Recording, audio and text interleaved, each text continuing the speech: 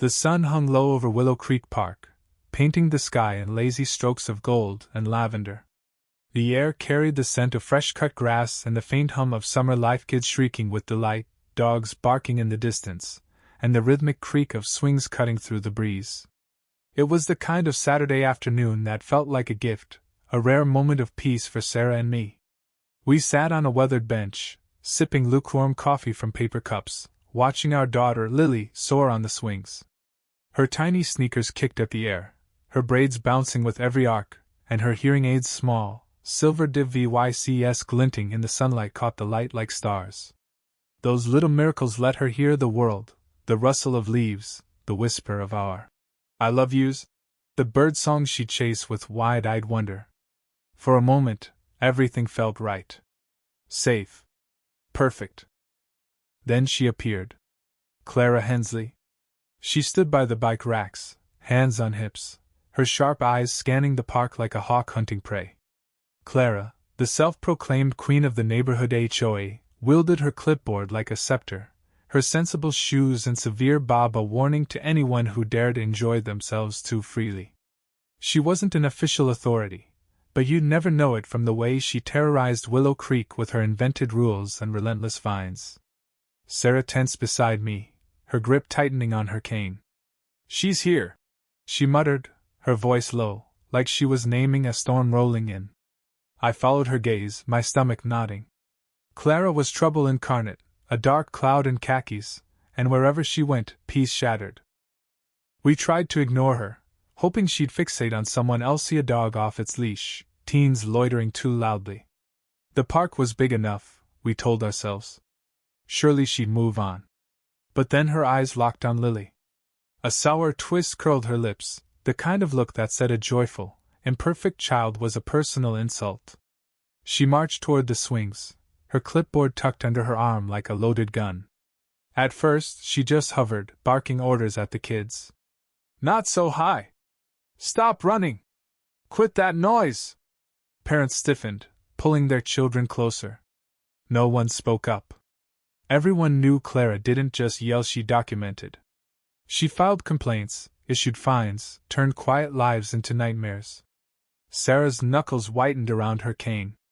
My heart pounded, each of Clara's sharp words tightening the coil in my chest. Then, in a flash, it happened. Clara stormed up to Lily, reached out with a bony hand, and ripped the hearing aid from her ear. "Shut up!" she screeched, her voice splitting the air like a whip. The swing jerked to a stop, and Lily tumbled into the mulch, crying out in pain and confusion. The park froze. A golden retriever whimpered, cowering behind its owner. A frisbee dropped to the ground. A mother gasped, hand over her mouth. Sarah and I shot to our feet, but for a heartbeat, it felt like we were trapped in molasses, our legs heavy, our voices stuck. Lily sat in the dirt, clutching her ear, her brown eyes brimming with tears, her small mouth trembling. Clara loomed over her, panting, holding the hearing aid between two fingers like it was trash. "Kids today," she spat, loud enough for all to hear. "No manners, no discipline, making noise like they own the place." Rage didn't just flood, might consumed me, a primal fire that shook my bones. I glanced at Sarah. Her face had gone from pale to a furious red, her cane no longer a crutch but a weapon. She moved, her steps steady, deliberate, the metal tip of her cane glinting in the sun. Clara, oblivious, kept ranting. "Noise ordinances exist for a reason," she barked, while vying the hearing aid like a trophy. I took a step, but Sarah was already crossing the mulch, her jaw clenched so tight I thought her teeth might crack.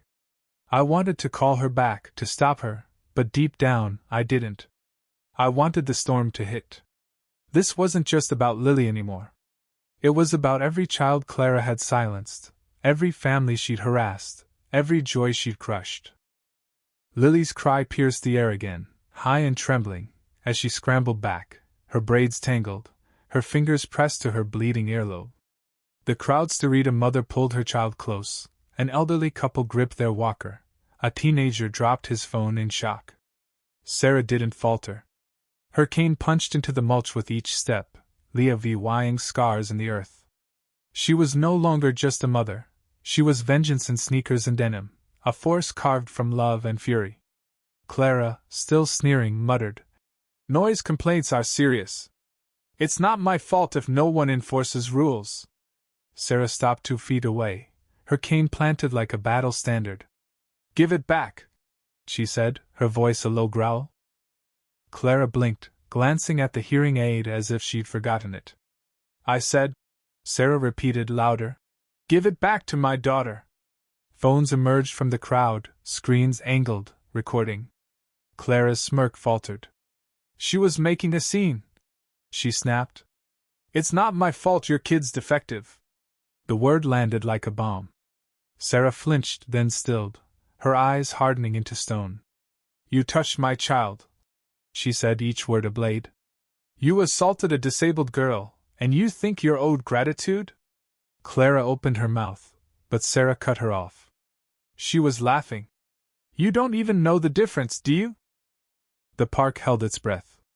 I reached Lily, dropping to my knees, prying the hearing aid from Clara's hand. It was scuffed, cracked, maybe broken. Blood dotted Lily's ear. I cradled her, whispering she was safe, but my eyes stayed on Sarah. Clara hissed, "Touch me, and I'll sue." Sarah's laugh was sharp, humorless. "Call whoever you want. You brought this." The crowd murmured. A woman stepped forward. "Enough's enough," a man added. "She yelled at my kid for chalk last month." Voices rose, a flood of grievances, fines for wind chimes, threats over shorts, a parking ticket on a dying woman's car. Clara's power, built on silence, crumbled.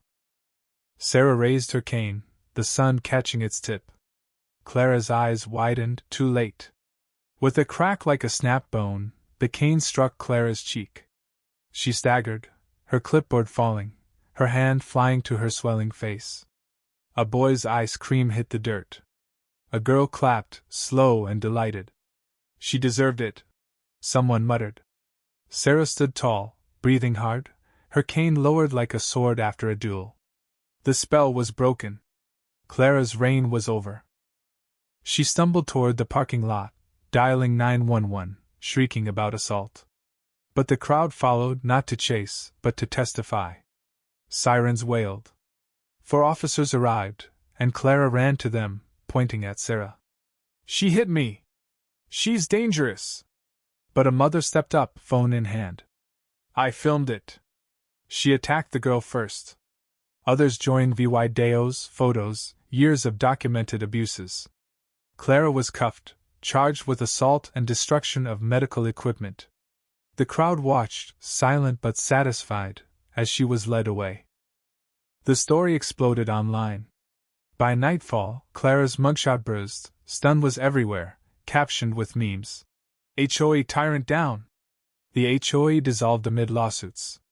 Willow Creek bloomed, sunflowers lined the paths, kids played freely, and Lily, with new hearing aids, laughed louder than ever.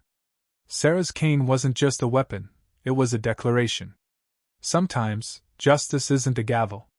It's a crack across a bully's face, a community rising, and a little girl's laughter ringing free.